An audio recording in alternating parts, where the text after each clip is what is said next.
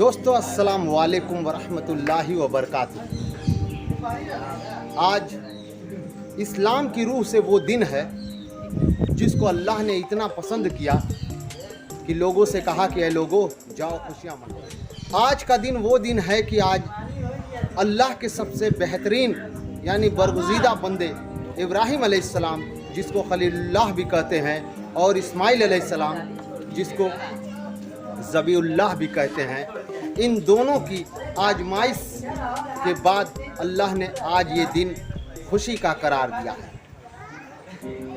आज के दिन ये बात करना अहम हो जाता है कि यह दिन इतना खुशी का क्यों दिन। आज के दिन अल्लाह ने इब्राहीम अलैहिस्सलाम से तो न जाने कितनी आजमाइशें ली, लेकिन सब में कड़ी आजमाइश जो ये थी कि ऐ इब्राहीम, अल्लाह की राह में तुम वो चीज़ कुर्बान करो जो सबसे प्यारी है। इब्राहीम अलैहिस्सलाम ने 100 ऊँटों की कुर्बानी दी, लेकिन अगले दिन फिर यही सपना आता है कि यही ख्वाब आता है कि ये इब्राहीम, अल्लाह के रास्ते में वह चीज़ कुर्बान करो जो सबसे तुम्हें अजीज़ हो। गौर फिक्र करने पर यह बात समझ में आई कि उन्हें लगभग 99 बरस की उम्र में एक औलाद पैदा हुई थी जो सबसे प्यारी थी।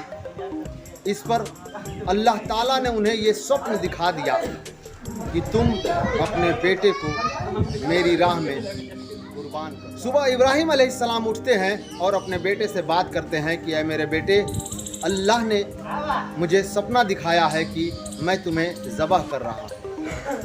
चूँकि दोनों नबी थे, एक बच्चा था और एक बाप था, लेकिन बच्चा भी तो नबी ही था ना। उसने कहा कि ऐ मेरे वालिद, अगर अल्लाह ने आपको ये ख्वाब दिखाया है तो बेशक सच्चा है। आप मुझे सब्र करने वालों में पाइएगा और आपको जो अल्लाह ने कहा है वो कर गुजरे।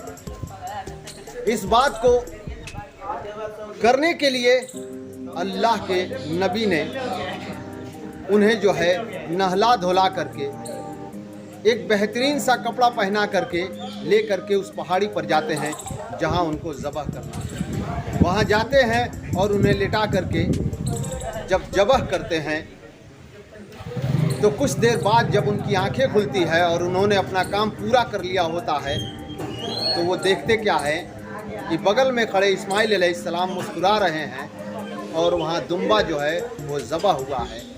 इस बात पर अल्लाह ने उन्हें इस बात की खुशखबरी दी कि आए खलीलुल्लाह, हमने ज़बीउल्लाह की कुर्बानी जो है वो कबूल कर लिया है और ये सुन्नत मैं तुम्हें, ये जो मैंने तुम्हें कहा है करने के लिए और जो तुमने किया है, अब ये दा क़यामत तक ये चलता रहेगा कि लोग इस रास्ते में अपनी औलाद को तो नहीं, लेकिन एक ऐसा जानवर जिसको मैं बताता हूँ, अब उन्हें वो कुर्बान करते रहेंगे। इस कुर्बानी के पीछे अल्लाह का 2 मंशा था। एक मंशा ये कि अपने नबी को देखे कि उसका नबी किस हद तक अल्लाह के रास्ते में कुर्बान करता है। दूसरा ये कि जो मीट है वो लोगों तक पहुँचे, यानी कि गोश्त लोगों तक पहुँचे। आज साइंस जो है इस बात को बताती है कि अमीनो एसिड जो होती है वह सिर्फ़ और सिर्फ मीट में पाई जाती है। आप सर्च करके देख सकते हैं कि अमीनो एसिड जो बीमारी इंसान के शरीर में एक ऐसी बीमारी पैदा होती है जो सिर्फ मीट के जरिए उस बीमारी को ख़त्म किया जा सकता है। इसलिए अल्लाह ने ये बात देखते हुए लोगों के सामने रखा कि ऐ लोगों, कुर्बानी करो और उस कुर्बानी के गोश्त को अपने पास न रख करके तुम ऐसे ऐसे जगह पर पहुँचाओ जहाँ वो लोग कभी मीट उनको मैसर न हो सके। दोस्तों, इस त्यौहार के साथ अल्लाह ने एक संदेश लोगों को दिया है कि एक दूसरे से वो मिलते भी रहें, एक दूसरे से मोहब्बत और बरकरार रहे और एक दूसरे से लेन देन उनका शुरू रहे। लेन देन एक ऐसा बेहतरीन ज़रिया है, लेन देन एक ऐसा तोहफ़ा है कि लोगों के दिल को जीतने के लिए ये सबसे बेहतरीन ज़रिया माना जाता है।